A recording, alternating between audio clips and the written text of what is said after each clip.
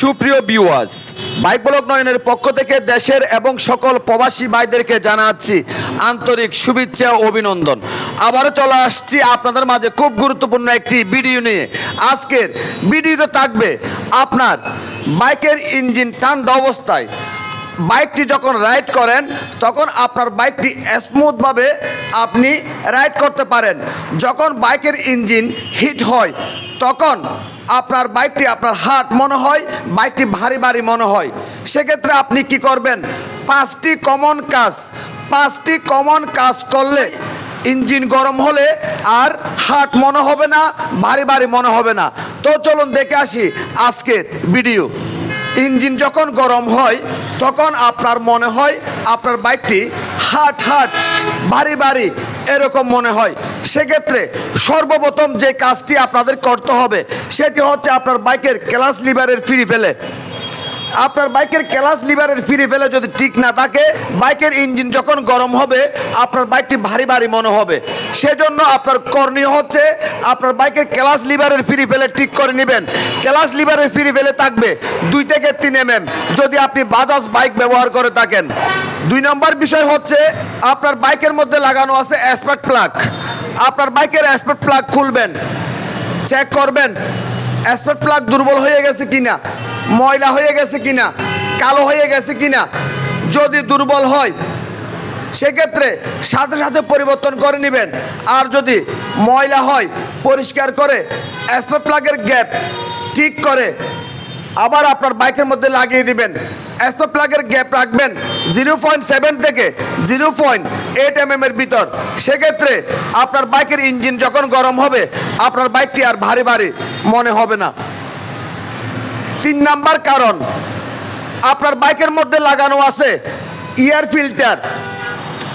আপনার বাইকের এয়ার ফিল্টারটি যদি ময়লা হয়ে যায় সেক্ষেত্রে আপনার বাইকটি রাইড করার সময় যখন ইঞ্জিন গরম হবে তখন আপনার বাইকটি ভারী ভারী হয়ে যাবে। সেক্ষেত্রে আপনার করণীয় হচ্ছে আপনার বাইকের এয়ার ফিল্টারটি সাথে সাথে পরিবর্তন করে নেওয়া। সেক্ষেত্রে আপনার বাইকের ইঞ্জিন গরম হলে বাইকটি আর ভারী মনে হবে না। 4 নাম্বার কারণ হচ্ছে আপনার বাইকের মধ্যে আছে টেফিট। হেডের মধ্যে 2টি ভাল্ব থাকে, একটি হচ্ছে ইনটেক বাল্ব, একটি হচ্ছে এক্সজস্ট বাল্ব। আর আপনি যদি এনএস বাইক ব্যবহার করে থাকেন সেক্ষেত্রে এই বাইকের মধ্যে 4টি বাল্ব আছে। অন্যান্য বাইকের টেফিট অ্যাডজাস্ট করতে হয় অন্য মাপে, আবার এই বাইকের টেফিট অ্যাডজাস্ট করতে হয় আরেক মাপে। আপনি যদি এনএস বাইক ব্যবহার করে থাকেন সেক্ষেত্রে ইনটেক বাল্বের মাপ রাখবেন 0.05 mm আর এক্সজস্ট বাল্বের মাপ রাখবেন 0.08 mm।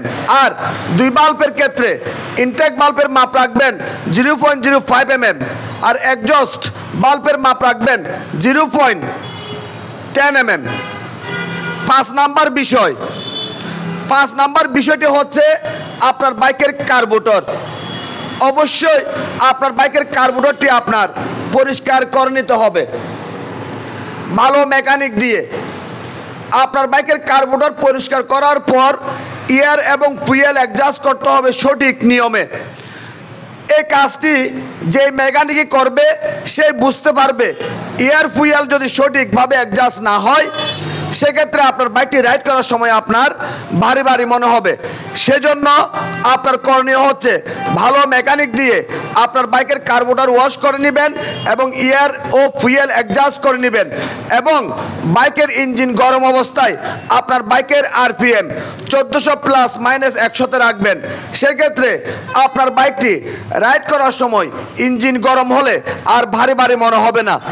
আপনার বাইকটি ঠান্ডা অবস্থায় সুন্দর মতো চলে, কিন্তু বাইকটি কিছুক্ষণ রাইড করার পর আপনার মনে হচ্ছে বাইকটি ভারী হয়ে গেছে, হার্ড এরকম মনে হচ্ছে। সেক্ষেত্রে এই 5টি কমন বিষয় ফলো করবেন এবং আপনার বাইকের মধ্যে এই কাজগুলি করে দেখবেন। যদি সমস্যা থাকে সেক্ষেত্রে আপনার বাইকটি একদম ইজি হয়ে যাবে, বাইক চালিয়ে অনেক বেশি মজা পাবেন। আপনাদের যদি আমার আজকের ভিডিও যদি ভালো লেগে থাকে লাইক করবেন, কমেন্ট করবেন এবং বেশি বেশি করে শেয়ার করে দিবেন। আর আমাদের এই ছোট্ট পরিবারটি সামনের দিকে এগিয়ে যাওয়ার জন্য সুযোগ করে দিবেন। সবাইকে অনেক অনেক ধন্যবাদ জানিয়ে আজকের মতো বিদায় নিলাম।